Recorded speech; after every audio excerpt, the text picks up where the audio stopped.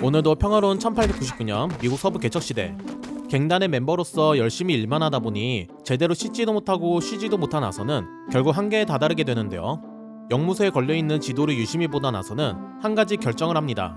바로 여러 지역의 살롱들을 돌아다니는 자신만의 호캉스 여행을 떠나기로 말이죠. 곧바로 실행에 옮기고자 말을 타고 황야를 가로지른 아서는 약간 상태가 이상한 마을에 들어서는데요. What the hell is this?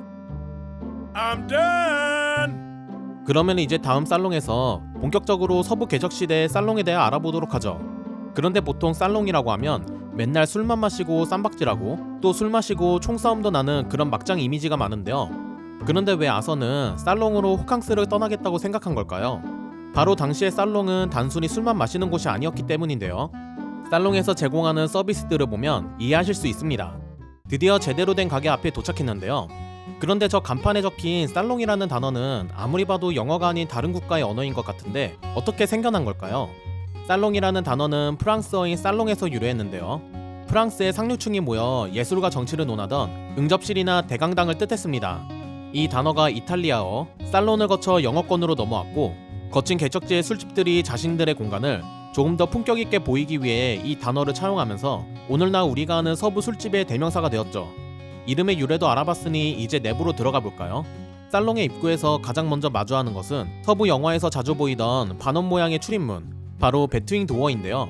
환기를 원활하게 하면서도 외부 길을 걷는 보행자들의 눈높이에서 내부 손님들의 얼굴이 보이지 않게 가려주는 실용적인 목적을 가졌습니다. 내부로 들어가게 되면 길게 늘어선 바 카운터가 가장 먼저 눈에 띄는데요.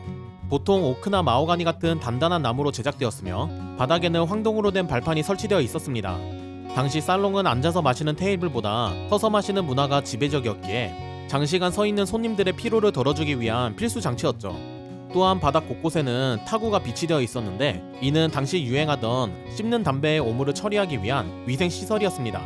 서부 살롱에는 특이한 문화가 있었는데요. 가게 전체에게 술을 한 잔씩 사주는 트리팅 문화라는 것이 존재했습니다.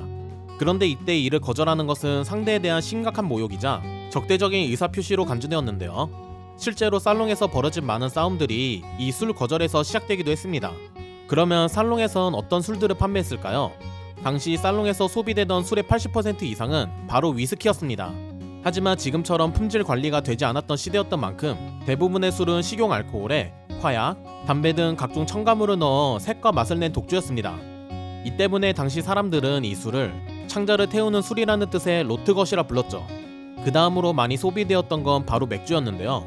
당시에는 냉장시설이 부족했기 때문에 대부분은 상온의 미지근한 맥주가 제공되었습니다. 하지만 1860년대 캘리포니아에서는 냉각장치 없이 높은 온도에서 발효시킨 스팀비어가 유행했는데요. 일반 맥주보다 탄산이 강하고 거품이 많아 개척민들이 즐겨 찾던 맥주였죠. 술을 마시면 안주가 필요한 법인데요. 당시 살롱에서는 맥주 한 잔을 시키면 무려 안주가 공짜였습니다. 물론 이것은 점주들의 전략 중 하나였는데요. 공짜 밥으로 손님을 유인한 뒤 소금에 절인 고기나 짠 치즈, 크래커, 그리고 견과류처럼 엄청나게 짜거나 입안에 수분을 앗아가는 안주를 제공하여 목이 마르게 만들어 술을 계속 주문하게 하는 전략이었죠. 그리고 바 카운터를 보면 이상한 유리병이 놓여있는 걸 발견할 수 있는데요. 안에는 식초와 소금물로 절인 달걀이 들어있었습니다. 절인 달걀은 상온에서도 몇 달씩 보관이 가능했고 고기 안주보다 훨씬 싸게 먹히는 안주였다 보니 살롱의 단골 안주였죠. 비트를 넣어 절이면 예쁜 보라색으로 물들어졌는데요. 비트 특유의 단맛이 식초의 신맛과 어우러져 풍미가 좋아졌습니다. 바 카운터에서 술을 마시다 눈을 돌리면 도박 게임을 하는 사람들이 보이는데요. 일단 게임 한판 하면서 얘기해보도록 하죠.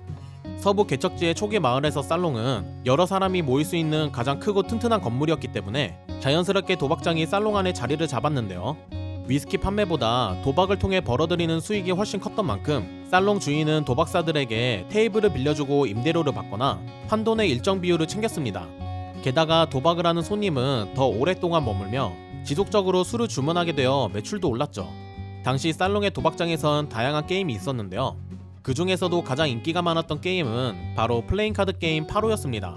룰렛과 유사한 방식의 배팅 게임이었던 파로는 승률이 거의 50대 50으로 플레이어에게 가장 공평한 게임이라는 인식이었지만 커미션이 적고 도박장 운영 입장에선 수입이 좋지 않았기 때문에 유행에서 밀리자마자 잊혀진 게임이 되었죠.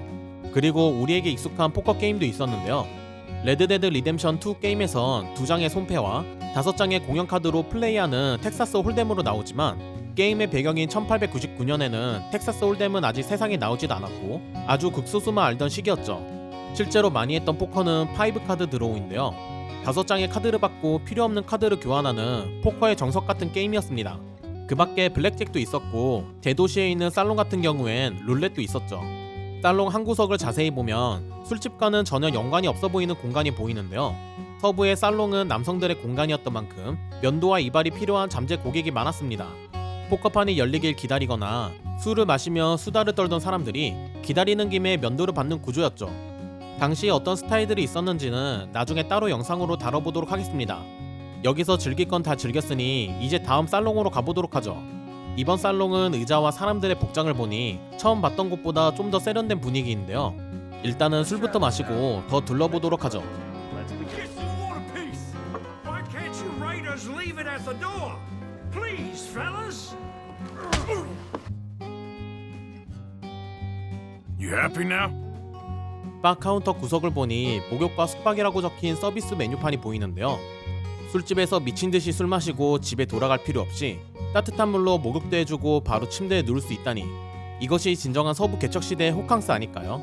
살롱에 이런 서비스가 존재했던 이유는 바로 유동 인구를 위해서였는데요.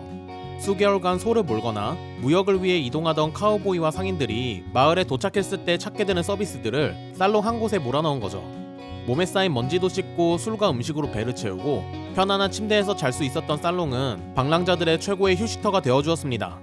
재미있는 사실은 손님이 몰릴 경우 생판 모르는 사람과 같은 침대에 끼어 자야 했는데요. 돈을 냈더라도 옆자리에 땀냄새 나는 카우보이들과 한 침대에 3명이 가로로 누워 샌드위치 취침을 해야 했죠. 이번엔 슬럼가에 있는 살롱으로 가보도록 하죠. 살롱에 들어서자 경쾌한 바이올린 소리가 들리는데요. 슬럼가나 부둣가의 거친 살롱에서 피아노나 바이올린을 연주하던 사람들은 그곳의 험악한 분위기와는 대조되는 묘하고도 서글픈 존재들이었습니다. 희한하게도 당시 사람들은 슬럼가의 연주자들을 프로페서, 즉 교수라고 불렀는데요. 제대로 된 교육을 받았든 아니든 악기를 다룰 줄 안다는 것 자체가 당시 무법지대에서는 지식인으로 대접받았기 때문이지만 실상은 이들에 대한 대우는 그리 좋지 않았죠. 이들의 가장 큰 임무는 연주 실력을 뽐내는 것이 아니라 싸움을 방지하는 것이었는데요. 술꾼들의 목소리가 커지거나 험악해지면 연주자는 더 빠르고 신나는 곡을 연주해 분위기를 환기했습니다. 술에 취해 난동을 부리는 자들이 만만한 연주자에게 화풀이하거나 연주가 마음에 안 든다며 총을 쏘는 일이 실제로 있었다고 하죠. 이번엔 대도시에 있는 살롱으로 가보도록 하죠. 외관부터 멋있는 간판으로 사람들의 이목을 집중시키고 내부에 들어가는 순간 매우 고풍스러운 분위기가 아서 같은 시골 카우보이들을 압도시키네요. 살롱의 메인이 바 카운터로 가보니 거대한 전면 거울이 눈에 들어오는데요. 무법지대였던 당시 살롱에서 기습적인 매복 공격을 방지하는 실질적인 방어도구로 활용되었고 바텐더가 술병을 짚거나 계산을 위해 등을 돌렸을 때 거울을 통해 등 뒤에서 벌어지는 모든 상황을 한눈에 파악할 수 있었습니다. 손님들 역시 거울을 통해 자기 뒤에 누가 있는지 혹은 누군가 술에 약을 타는지 감시할 수 있었죠. 그리고 대도시였던 만큼 술의 라인업도 달랐는데요. 프랑스산 와인, 스코틀랜드산 정품 위스키, 러시아 보드카 등 정식 무역 루트를 거친 고급 술들이 구비되었습니다. 시골에서는 구경도 못할 추배의 상징인 샴페인이 유행하기 시작한 곳도 대도시 살롱이었는데요. 얼음을 보관할 시설이 없던 시골과 달리 대도시의 살롱에선 시원한 샴페인을 마실 수 있었죠. 그런데 바 카운터 밑을 보니 웬 수건이 걸려 있는데요. 당시 살롱에는 손님들이 다 함께 사용하는 공용 손수건이 비치되어 있었습니다. 맥주 거품이 수염에 묻거나 땀이 날 때 수많은 남자 손님들이 그 수건 하나로 번갈아가며 얼굴을 열심히 닦았죠. 살롱 주변을 어슬렁거리던 중 벽에 이상하게 생긴 전화기가 보이는데요.